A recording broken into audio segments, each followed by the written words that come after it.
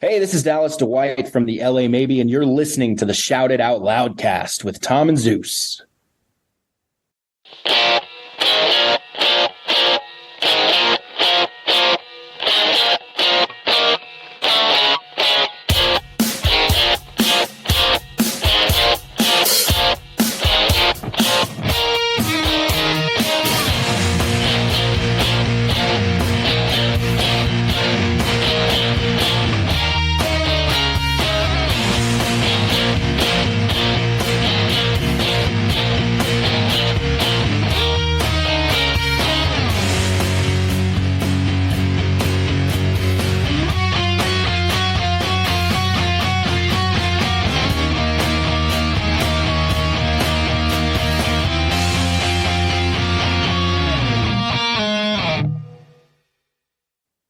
Bam! That's right. We're back with another episode of Dorm Damage, the show where anything and everything is on the table and the table gets smashed. This week, it's a topic that we cover every once in a while, but this past week, it's gotten a lot of attention. So we're going to get into it a little bit this week, right, Zeus? What are we doing? Setlist. Woohoo! Yeah. So obviously we had a lot of feedback on the episode we just did on Shout It Out Loudcast with Snider. And the funny thing is, of all the stuff we talked about, the smallest little piece that we discussed took off. And then everybody's having this discussion about what D had mentioned. It was taken a little bit out of context. Let's be honest. He wasn't shitting on Metallica. And so we're thinking to ourselves, let's have that conversation now. I mean, it's something that we've always brought up about it with Kiss. And now all eyes are on this whole D. Snider comment. And so why not? Let's get into it about Setlists and just have a conversation. So I think what we were trying to do with D, we were doing our Kiss grievances, which is the obvious one, the Kiss Setlist, which we always bitch about. We've been bitching about that since day one. I think one of the first episodes we ever did, Tom, was the what was the Setlist going to be? And we're like, nope, they're going to be playing this, this, and this. And I think we hit it like 90%. So we wanted to talk to Dean, like, hey, what do you think of like the way Kiss was doing it? And all of a sudden we brought up Metallica doing that whole 40 song set list or whatever it is in 2 different nights. And Dee's comment was like, yeah, if you're there and how pissed are you don't get to hear Enter Sandman. Right. But I think what's come out, and I think Metallica is the wrong artist for his comment to come out with. Yes. Because for as many people that like, oh, I need to hear Enter Sandman, there are people like, I don't want to hear Enter Sandman because they're like Metallica purists. They're like, I don't want to hear any of that shit. I want to hear only some from the first 3 albums. Yep. And so Metallica, who doesn't have really radio hits, kind of similar to Kiss, they do have some, but nobody's clamoring for Metallica's radio hits from Load to be played versus the classics. It's very similar to Kiss. Forever was a hit. Hard Luck Woman was a hit. They're not getting played. And no one's like, oh, Kiss is fucking me. I didn't get to hear Forever. And other songs that charted in the 80s, they're not playing. Although they did chart, it's just not part of the Kiss fan experience. Same thing with Metallica. So while we're saying, hey, is a band playing only greatest hits worth it? Or should they play some deep cuts? And obviously that's what we're talking about. Let's be honest. We're not saying play the fucking Elder, Unmasked, and other albums only. All deep cuts. No, we're saying throw in some deep cuts. But bands like Kiss can get away with it, we feel. Metallica can. But you're not going to go see Foreigner, Styx, without their big hits. You're just not. They're not fucking the type that people want to throw deep cuts. Right. And that's the thing. So Metallica's unique because those 2 shows that they're going to do, I've seen the set list. They mix it up. And one of the things that D said, and again, we're going to try to keep this general, but he made a comment about set lists sometimes being like self-serving. If a band focuses on new material only from a new album, or if a band plays an album in its entirety and doesn't mix it up, or what Metallica's doing. Maybe you can't afford to go to both shows. So you know what? I'm going to buy the Friday night show. Now, again, it's buyer beware. You know that when you go, you might not hear Master of Puppets. You might not hear Fade to Black. You might not hear One. You might not hear Enter Sandman. That's a gamble. But that's kind of a gamble for a lot of bands that you see, because not every band, unless it's like something horrendous like Bruce Springsteen, who's going to play for 3.5 hours and play who knows what. Those guys have crazy set lists, kind of like a band that we're going to see next week that have long, crazy set lists, pull stuff out of their ass, but they stick to the hits. Yeah, see, the Stones have such a massive catalog of hits. They can rotate, but I can't see the Stones playing a one-off and not doing Satisfaction. Whereas Metallica, they're not really doing a one-off. They're doing 2 nights at a place.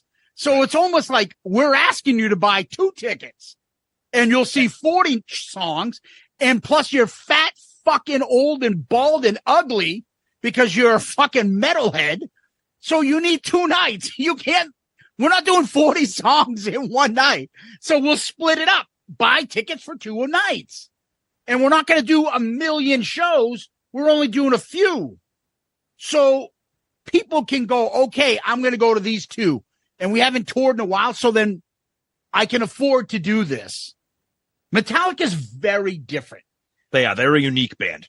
Yeah, and so while I think the conversation and discussion with D, people hear what they want to hear, and people are having built-in biases. Immediately you got assholes are like, what the fuck? You only have 1 song, D, or 3 songs. Nobody fucking gives a fuck about your shit. Well, that's the problem. Rather than focus on what came out of his mouth, they're focusing on who said it. And right there it goes through a filter with like, I don't care if that guy said the sky is blue. I don't like him. So the sky isn't blue. You don't have a right to, because you only have 2 hits and Metallica is bigger than you. So then every fucking podcaster out there like us has no right to be talking about anything. I don't have any hits. Who are we? Yeah. Exactly. Who you? Reg Dunlop, coach, grab your friggin' gear.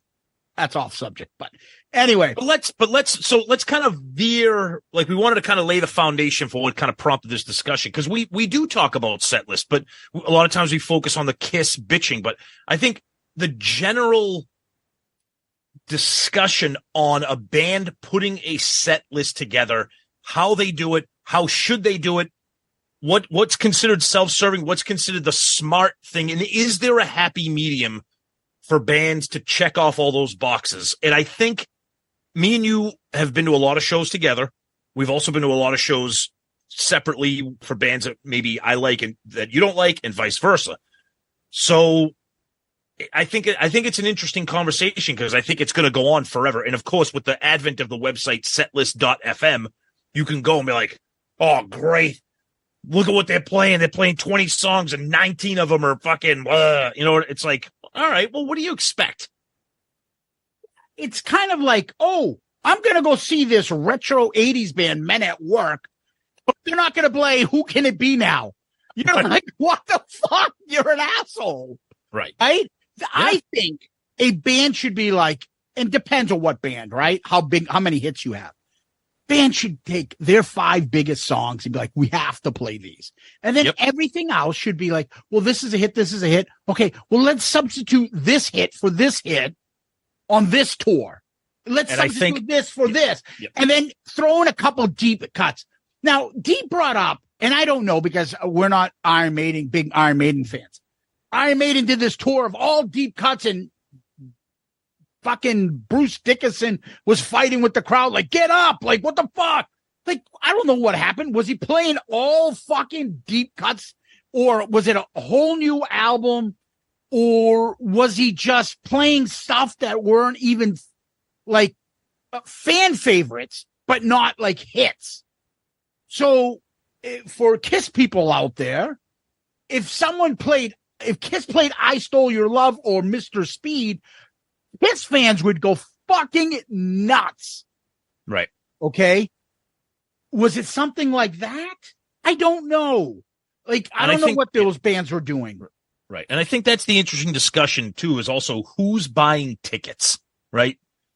Like who is because a lot of people buy tickets because it's a form of entertainment. They have a finite amount of entertainment dollars. Some people go to concerts, some people go to a nice dinner, a movie, an overnight weekend trip or something. So some people might be like, hey, I like this band. Let's go grab dinner and go see this band. And then they go and the fucking band is Kiss and they're playing fucking Mr. Blackwell from The Elder. And these people are, what the I don't know this song. Why come they're not playing Detroit Rock City? Kind of a bad example because Kiss plays Detroit Rock City. Plus, it also veers off into the discussion of what is a deep cut, and a deep cut to me and you is not the same as a deep cut to my son. You know what I mean? Like who knows Kiss, but he doesn't know it the way we do. So me and you would consider like The Oath for us. That's not really a deep cut. That's a hit off of The Elder. There are people out there like I've never heard of that song in my entire life. Yeah, so the whole concept of deep cut to begin with starts a whole other problem. Like, for example, sometimes Metallica will play Harvester of Sorrow, okay, off of Injustice for All. To me, that's not a deep cut. Other people are like, I've never heard that song in my life. I'm so excited that they're playing this. I'll be like, well, they fucking should play it because it's one of the best songs off the album. So who's going to the concert? I would not envy being a band sitting in a room together and being like, let's put our set list together. We have 18, 19, 20 songs. What do we do tonight? So there are various ways. I don't believe any band should just go out there and play deep cuts. Now, No. It's also what kind of an artist are you? So a band like Iron Maiden isn't the type of band or artist that I think gets straggler. If you're going Iron Maiden, you want to see Iron Maiden. It's not a random one. But when you go to those album-oriented bands, past stadium-type bands, you're going to go see Journey. You're going to go see, like I said, like Heart, Styx, things like that. They're playing hits. That's what they should be playing. Maybe one or two songs, okay? Maybe from a new album or something like that. I get it. But you can't go out there and be, I don't know, Chicago and not play fucking hits. That's not the type of band. Chicago is the type of band that someone would be like, hey, Chicago's playing. Hey, I've never seen them. I know about 15, 20 of their songs. Let's go see them. Yep. And obviously you're not going to know all of them because you're not a big thing, but you know the hits. So they got to be playing them. Twisted Sister, same thing. If you go see Twisted Sister, you better hear I Want to Rock and We're Not Going to Take It. Like those songs have to be played. But if you're Metallica, if you're the Stones, I would say there's a handful of songs they have to play, but they could break out fucking songs from the 80s that were hits or the 90s if they wanted to, or the 70s, like whatever they want. You're not going to fucking cry if they didn't play Angie one night and they played It's Only Rock and Roll. Like, because it's a Stone. You can't, but they change it up.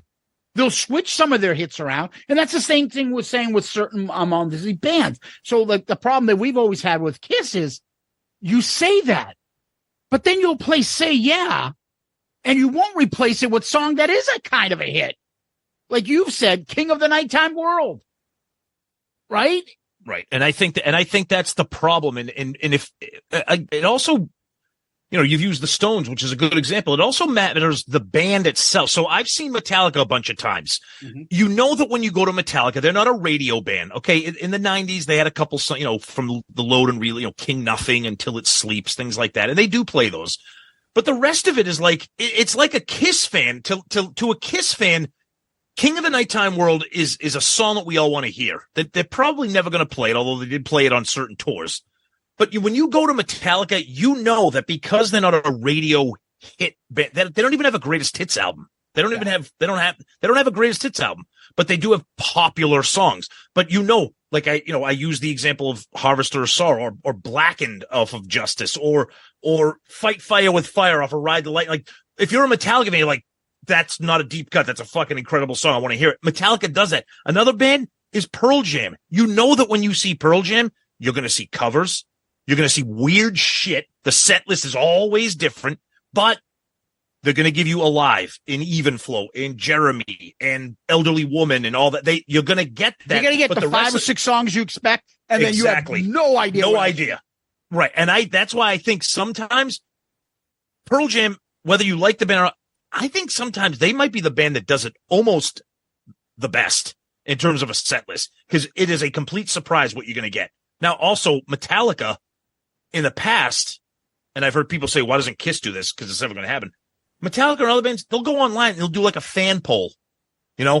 Which of these 10 songs would you like us to rotate in and out of the set list? Which Metallica is famous for rotating 2 or 3 songs during their tour. And that's the point that you said. And this is what's so disingenuous and frustrating about Kiss fans, is that it's not necessarily that the set list is stagnant.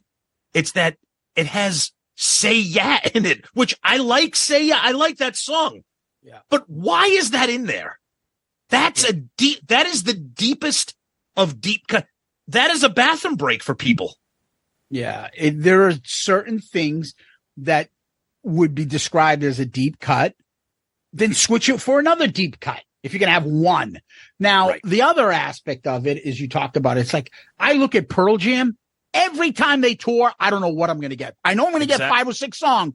Yep. I don't know. They're going to play Indifference. I'm like, what the fuck are they playing this song for? Right. And then there'll be a handful of songs that I'm like, I can't believe they fucking played this shitty song. Yep. And then I'm just like, what the fuck, Eddie? And he annoys the fuck out of me with these song selections. And well, I want to talk to you about the rainforest. Like, dude, shut the fuck up and play another 2 songs. Well, that's a future Dorm Damage episode. The shut the fuck up lead singer fucking syndrome. The other one.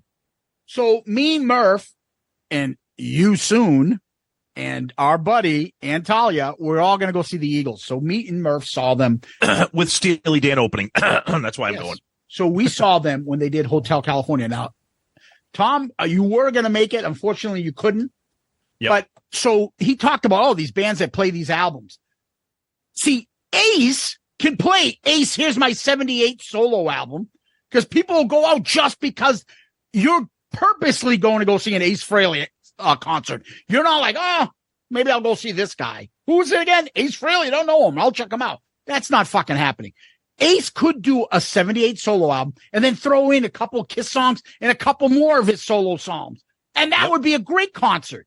The Eagles did that when we went with Murph. So they did Hotel California. Hotel California is 9 songs. Tom, do you have any idea how many other songs they played? You said they played like 25. You said they played like 25 songs or something. 32 songs were played that night. Right. So they played 24 additional, whatever the fuck, 23 additional songs or whatever it was. The Eagles can get away with that. Yep. Because they have fucking like 40 hits. Yep. So they play Hotel California all the way through. When it ended, they fucking did like fucking 25, 30 songs more. And they threw in about 4 or 5 Joe Wall songs. So Don Henley can have a cigarette in the back, and they still got it done. That was, like, me and Murph still say to this day, it's probably one of the best concerts I've ever fucking seen. They played everything. I was just like, holy shit. I didn't even have time to my mind to breathe, and didn't walk away going, oh, well, what the fuck? They didn't play this. You're not going to get everything that you want, but they put enough in there and a few deep cuts. But it's the fucking Eagles. So they could fucking play 15 other big hits that they had. Certain bands that have hits, pop hits, are different than album-oriented, like, rock musicians. Right. Okay? If the Beatles ever got back together, how many people would be shooting each other in the streets over, they need to play this? No, no, no. If I don't hear Blackbird, I'm going to blow my brains out. What are you talking about? They need to play.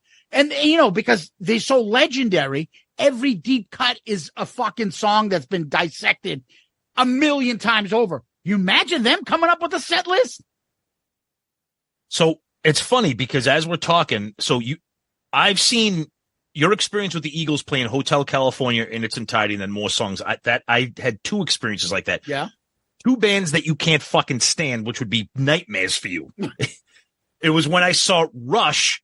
They played. Hold on, you're gonna get a kick out of this. He's a fucking handsome man. Rush played Moving Pictures in its entirety, and at the end they sprinkled in a bunch of like quote unquote popular songs. I would enjoy that, Tom. Yeah. Don't say that. I would enjoy it because the musicianship is off the charts. Now, your other favorite band, and another, but this is funny because these are ARC albums. Ironically, Patreon pick ARC albums. I saw. It's terrible now. I saw Queensryche. They did Operation Mindcrime in its entirety, and at the end, they sprinkled in hits. Now, as we're talking about this, it kind of clicked on me. That is a loophole that bands can use to play deep cuts. If they advertise, hey, Kiss is going to go out on a tour, they're going to play Rock and Roll Over in its entirety, along with some hits from their career. Oh my God, I'm going to get Take Me. I'm going to get Baby Driver. And that's how they can cover that base. Same thing when you saw Hotel Cal. Never happened. Never happened. You know why? With them, it would never happen. Not because that. Because the fans would still shoot themselves. What the fuck, Rock and Roll Over? It needs to be Dressed to Kill. What the fuck are you talking about? Kiss fans are always a bad example. It needs to be Love Gun. Like, they'll still fucking be pissed that it's not a certain album. But what? Okay, but all right. Let's put Kiss people on a frickin' island for a minute. If it was any band, like you said, Eagles, say Metallica does. Hey, you know what? We're going to go on tour next year. We're going to play the Black Album in its entirety to celebrate the 30th anniversary of the Black Album. We're going to play the entire thing start to finish. Songs you've never heard that we've never played. And then we're going to sprinkle in a bunch of our classics. If you do it in advance, then you're buying a ticket to a show where you're going to hear The Struggle Within by Metallica, which is a song that I don't know how many people want to hear, but you know that you're going to hear it. And then, all right, there you go. Yeah. And then you're still going to get Master of Puppets and Enter Sandman. Because those two shows, that Queensryche show and that Rush show, two of the best concerts I've ever seen in my life, because you got songs that you'd never hear. Then they throw in all the hits. See, Kiss should have been doing that. I agree, from dude. 2012 and I on. agree. I agree. And then, we're doing Dynasty. Plus, we're going to do a few songs off the new album. Plus, dude, if they celebrated the anniversaries of albums by doing that, they could have done it, but they wasted 2012 till now with the same set list. That's why we got pissed. Yep. And this is the difference. All these bands could get away with that stuff. Fortunately, a lot of the bands that we love and want to hear this music in that kind of a format won't work because they're too fucking old and they can't pull it off. But that's a great formula. Like, think about it. All the bands that the 80s and 70s and stuff that we like, fucking ain't getting their band together to do albums. Think of like a band that we love, like an album that we love, like Shout at the Devil, Motley Crue. We're going to celebrate the 40th anniversary of Shout at the Devil by playing that album in its entirety, and then we'll play a bunch of songs. Now, for me, I would love. You'll hear Red Hot and Knock 'Em Dead, Kid, like songs that they don't play because Vince can't sing. Who, Fat Vince is out of breath? Where's that Twitter handle? We haven't heard from him in a while. Jesus Christ. And then, but all those bands can't do it. So you're not going to get Rat, like the prime Rat going, we're doing Out of the Cellar and then Greatest Hits. Or Dawkins. Fucking speaking of out of breath, you think Don Dawkins could sing Back for the Attack? Who, sweaty Don Dawkins? They can't do that. They're all alive. Right. But they can't be like, we're doing Back for the Attack and some hits. That would be insane. I would love that. And we all would. That, and they did like some sort of arena, like maybe they could get away with it. Rat's doing Out of the Cellar. We're doing Back for the Attack. And we're going to be touring with Motley Crue doing Shout Out the Devil. Dude, that would be, that would never happen because it's too good. Stephen Pearcy would sound like Steven Tyler in his prime compared to the other two singers. By the way, that's a nice little quick segue. Aerosmith just opened up their Peace Out tour. Dude, that set list, for me at least. I like it because they're fucking all over the map. Which is good. I give them credit. And guess what? They played a couple deep cuts. A lot of deep cuts. They played Adam's Apple, which I love that song. That is not a fucking... And I guarantee you there were people in that crowd saying, you played Adam's Apple instead of playing fucking whatever, some fucking shitty song from the 80s or whatever. You know what I mean? But let's see what they do as the tour goes on. Right, Is this the set list? Knowing Aerosmith, it won't be. So maybe in 6 months, all of a sudden, Write Me a Letter comes in there. Exactly. Yep. You know, and Ragdoll comes out or whatever. Yep. But they're doing 90s. We're doing 80s. They're doing 70s. Yep. They're doing everything. They're I just agree. not doing honking for Bobo. Honking on Bobo. Whatever the fuck it is. Oh, God. Yeah. So just to circle back. Yeah. An ideal set list would always have a couple deep cuts that you would put in. Unfortunately, the old style, we can't really judge because these bands aren't really putting out albums that you want to see. Oh, well, they got to put 3 new songs in their set list because it's a new album.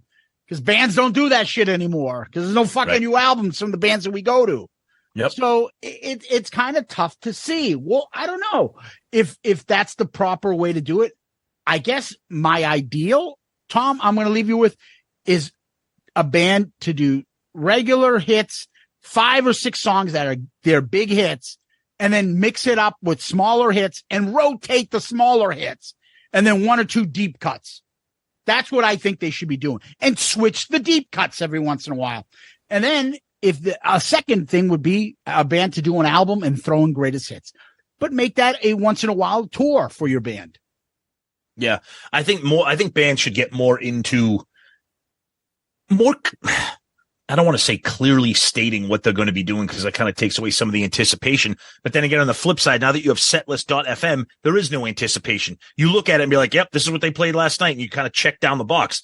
But to me, we talked about it. I'll just kind of end with this. I think one of the best, most exciting and awesome ways to check off all these boxes and make everybody happy is to announce that you're doing an album. Yeah. That you're going to tour. You're going to say Hotel California and other hits from the Eagles, and that way, like, I'm going to hear Trial and Love Again. That's, or whatever, a song that you love that maybe you weren't sure that you'd hear, but now you're going to hear. And I just think that's a really good way to do it for a lot of these bands to appease their fans. But I don't know. I don't know if these, I don't know. I think it's easier to pull in casual fans as well as diehards by just playing the hits. Just stick to the hits. And then a lot of this has to do with where we are and us talking about the music that we like. That's because right. The music that we like is bands that are on their final legs. Yep. So a lot of this is kind of moot. Yeah. Because it's just never going to fucking happen. But for some of you younger guys and younger listeners with the younger bands, what would you like to see? Yep. That's it. Well, till next time. Peace out, Girl Scout.